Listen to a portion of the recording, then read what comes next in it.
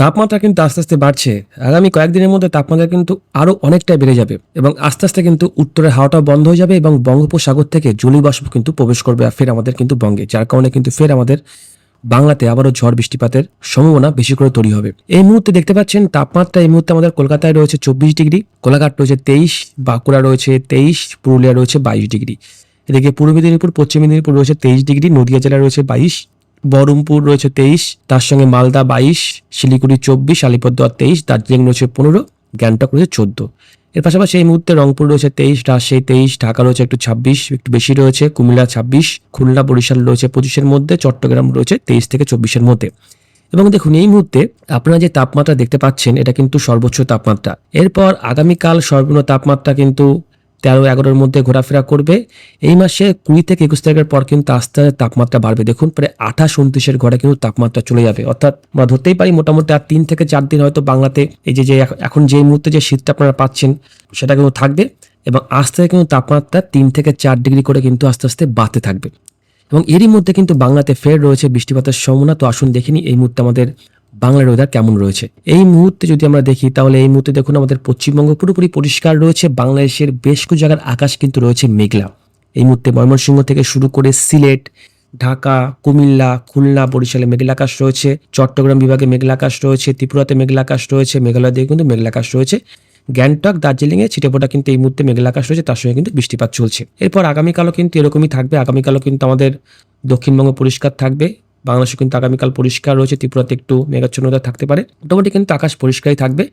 সেই কনকনে শীতের মধ্যে যে মেঘাচ্ছন্ন ওয়েদার থাকে সেটা কিন্তু আর থাকবে না। এরপর আগামী 22 তারিখ 23 তারিখের পর কিন্তু তাপমাত্রা আস্তে আস্তে বাড়তে থাকবে, যেটা আপনাদের একটু আগে আমরা কিন্তু বললাম। এবং বৃষ্টিপাত দেখে নেবো কোথায় কেমন থাকতে পারে।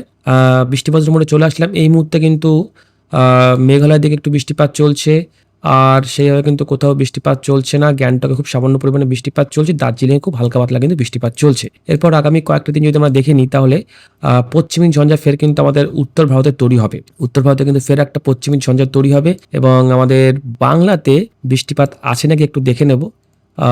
মোটামুটি আগামী 23-24 তারিখের পর পশ্চিমী ঝঞ্ঝা তো একটা দেখতে পাচ্ছি, কিন্তু কোনো এফেক্টই পড়বে? হ্যাঁ, কিছুটা কিন্তু পাহাড়ি এলাকাতে একটু এফেক্ট পড়বে। পাহাড়ি এলাকা গ্যাংটক, দার্জিলিং একটু বৃষ্টিপাত রয়েছে।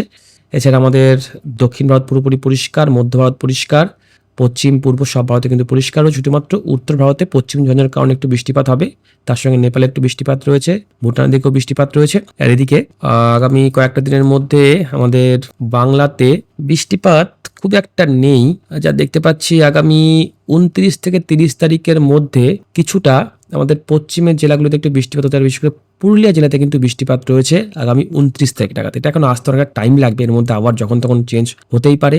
এবং আগামী 30 তারিখ কিন্তু আর খুব একটা বৃষ্টিপাত নেই। জানুয়ারি মাস 31 তারিখ, জানুয়ারি মাস হবে 31 দিনে, কিন্তু এই মুহূর্তে আপাতত আর খুব একটা বৃষ্টিপাত নেই। আপাতত আগামী 30 তারিখ পর্যন্ত পরিষ্কারই রয়েছে। এদিকে আন্দামানের দিকে কিছুটা বৃষ্টিপাত রয়েছে এবং আস্তে আস্তে কিন্তু এই উত্তর হাওয়ার দাপটটা অনেকটা কমে যাবে। আগামী 30 তারিখ পর্যন্ত সেই মুহূর্তে কিন্তু উত্তর হাওয়া থাকবে। উত্তর থেকে যে পাহাড়ি বাতাস, বরফের যে বাতাস, সেটা কিন্তু আসবে, কিন্তু অনেকটা কিন্তু দেখুন কমে গেল। এবং তার সাথে কিন্তু বাতাস এইভাবে আমাদের বঙ্গের দিকে প্রবেশ করবে, জলীয় বাষ্প কিন্তু প্রবেশ করবে, যার প্রভাবে কিন্তু মাঝে মধ্যে আমরা বৃষ্টিপাত দেখতে পাবো। আপাতত আগামী 30 তারিখ পর্যন্ত বৃষ্টিপাত নেই। বৃষ্টিপাতের যদি পরিমাণটা আমরা দেখি তাহলে আপাতত আজ থেকে আগামী 29 থেকে 30 তারিখ পর্যন্ত আমাদের কিছুটা কিন্তু আমাদের মাদুরাইয়ের দিকে বৃষ্টিপাত রয়েছে, আর এদিকে আমাদের উত্তর ভারতে বৃষ্টিপাত রয়েছে, নিউ দিল্লির দিকে বৃষ্টিপাত রয়েছে, কিন্তু আমাদের বাংলাতে আপাতত কোনো বৃষ্টিপাতের কিন্তু কোনো সংকেত আপাতত এই মুহূর্তে দেখতে পারলাম না। তো আসুন দেখিনি আমাদের বঙ্গোপসাগরে ফের কোনো ঘূর্ণাবর্ত সিস্টেম তৈরি হওয়ার সম্ভাবনা আছে কিনা। এই মুহূর্তে কোনো সিস্টেম কিন্তু নেই। আগামী কয়েকটা দিনের মধ্যে যদি আমরা দেখি তাহলে 17, 18, 19, 20 তারিখের মধ্যে কোনো সিস্টেম কিন্তু আমাদের বাংলার দিকে নেই। মোটামুটি কিন্তু পরিষ্কারই থাকবে, আকাশ মোটামুটি পরিষ্কার রয়েছে, কোথাও কিন্তু সেরকম কোনো সিস্টেম আপাতত নেই। কোনো ঘূর্ণাবর্ত সিস্টেম কিন্তু আমাদের বঙ্গোপসাগর থাকবে না, আরব সাগরও থাকবে না। এদিকে কিন্তু দক্ষিণ চীন সাগরেও জলীয় বাষ্প আমাদের কিন্তু বঙ্গোপসাগরে প্রবেশ করছে, কিন্তু আমাদের কিন্তু এইদিকে কোনো সিস্টেম কিন্তু আপাতত এই মুহূর্তে দেখতে পেলাম না। এছাড়া এই মুহূর্তে কুয়াশার প্রভাবটা দেখে নেবো আগামীকাল কেমন পড়তে পারে। আগামীকাল সকালবেলার দিকে দক্ষিণবঙ্গে দুর্গাপুর, কৃষ্ণনগর, কলকাতা, খড়গপুরে হালকা পাতলা কুয়াশা থাকবে। মালদা থেকে শুরু করে আলিপুরদুয়ারে কিন্তু বেশ ভালো কুয়াশা পড়বে। এদিকে রংপুর, জয়পুরহাট, রাজশাহীর দিকে বেশ ভালো কুয়াশা থাকতে পারে এবং ময়মনসিংহ, ঢাকা, খুলনা, বরিশাল এবং চট্টগ্রাম দিকে কিন্তু হালকা পাতলা কুয়াশা থাকবে। তারপর তো কুয়াশার দাপটটা কিন্তু থাকছে হালকা পাতলা, কিন্তু আমাদের দক্ষিণবঙ্গে কিন্তু খুব একটা কুয়াশার দাপট থাকবে না। তো এই মুহূর্তে এই ছিল আবার আপডেট। যদি আপডেট আপনার কাজে লাগে তাহলে অবশ্যই ভিডিওতে একটা লাইক করে এই চ্যানেলটি কিন্তু সাবস্ক্রাইব করতে পারেন পরবর্তী আপডেট সবার আগে দেখার জন্য। ভালো থাকবেন, ধন্যবাদ।